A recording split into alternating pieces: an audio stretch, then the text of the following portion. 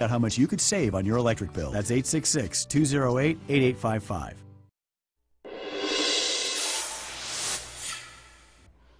Welcome back, and it's that time. What's trending? And today, across the nation, Americans are celebrating as the U.S. women's soccer team beat Japan last night 5-2 for the World Cup title. Way to go, USA.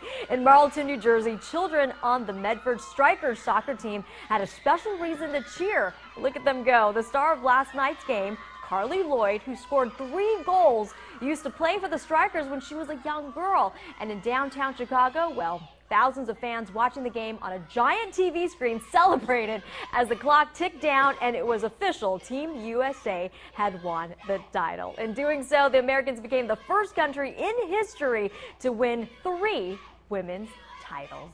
That is just so cool to see them cheering on someone, thinking if I work as hard, I can reach the same place. Exactly. You achieve your dreams when you work hard. Yeah, so that's really going to great inspire example. a lot of young girls watching that, especially the girls on that team, to maybe go even further than just playing on a little kids team, but through high school, maybe college, and on. It was so great. And what an exciting game it was. Wow. Yeah, it was. My little one and I were at Whole Foods over here in Palm Desert, and they had it up on all the screens in the little cafe there. People were glued to the TVs yesterday. Yeah, the first 15 minutes, 2 goals.